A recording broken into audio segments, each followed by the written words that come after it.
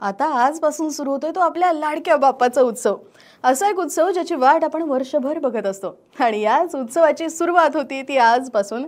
आणि म्हणून आज खास करून कडक मराठी आणि रेडिओ आशा तुमच्यासाठी घेऊन येते विशेष 11 भाग, ज्यामध्ये आपल्या लाडक्या बाप्पाच्या गप्पा गोष्टी आपण करणार आहोत। आणि याची सुरुवात होणार आहे ती आजपासून। Special partner by Sarda silks and sarees. यासाठी आपल्यासोबत आहेत वेदमूर्ती धनंजय गद्रे गुरुजी।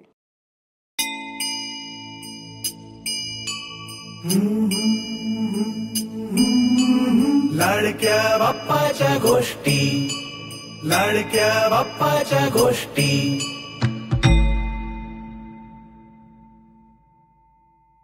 नमस्कार, मी धनंजय सुभाष गद्रे गुरुजी। आज भाद्रपद शुद्ध चतुर्थी, वार शनिवार। आज आपल्या लाडक्या गणरायाचं घरोघरी आगमन होत आहे आणि या आगमनामुळे आपण सगळे आनंदित झालेलो आहोत। आजपासून आपण आपल्या लाडक्या बाप्पाच्या कथा ऐकणार आहोत। गणपती, गणेश, गजानन, लंबोदर, विघ्न विनायक अशा अनेक नामातून आपण या गणपतीचं रूप पाहतो। परंतु आपल्या सगळ्यांना कुतूहल असतं की गणपतीचा जन्म कसा झाला। आपण म्हणतो की हा गजानन आहे। आनन म्हणजे मुख किंवा तोंड, गज म्हणजे हत्ती। आता हत्ती आणि गणपतीचं जे तोंड याचं साधर्म्य आणि ते दिसणारं रूप हे सगळ्यांना कुतूहल देणार आहे। त्याचबरोबर त्याच्यातला एक आनंद वाढवणारा असं रूप आहे। हा गणेश, याची कथा अशी, गणेश हा पार्वतीचा मुलगा हे आपल्या सगळ्यांना माहिती। आपल्याला शिव पार्वतीचा सूत माहिती, पण ही कथा मोठी रंजक आहे। पार्वती आपल्या घरामध्ये स्नानाकरता सिद्ध झाली। घरामध्ये एकटीच होती। तिनं विचार केला की स्नान होईपर्यंत कोणीतरी माझ्या घराच्या बाहेर माझं रक्षण घराचं करायला बसावा। तिच्या मनात संकल्पना आली, आपण एखादी जर का मातीचं एक रूप तयार केलं किंवा पुतळा तयार केला तर।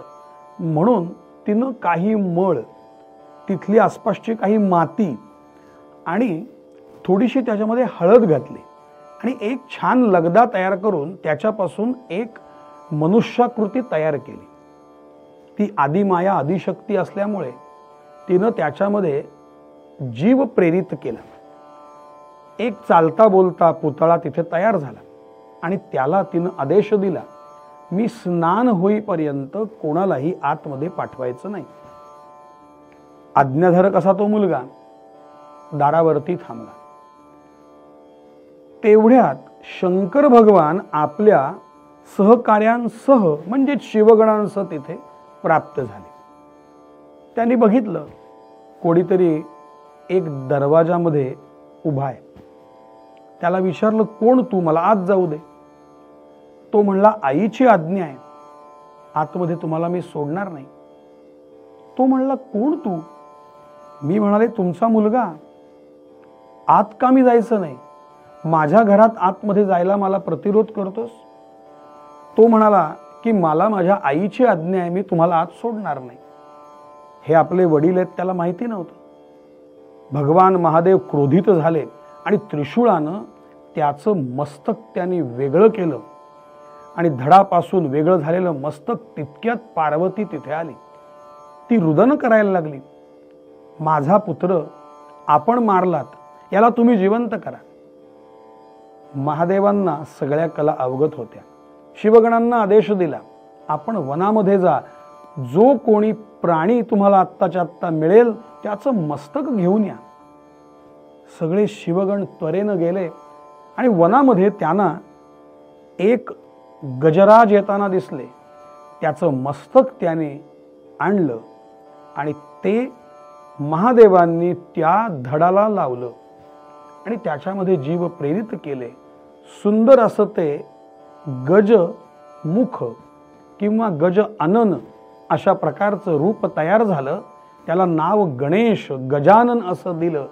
पार्वतीला आनंद झाला. अशा प्रकारे आनंदमय अशा या गणेश रूपाचा अवतार झाला. ओम वक्रतुंड महाकाय सूर्यकोटी समप्रभ निर्विघ्नं कुरु मे देव सर्वकार्येषु सर्वदा. ओम एकदंताय विद्महे वक्रतुंडाय धीमहि तन्नो दन्ति प्रचोदयात्.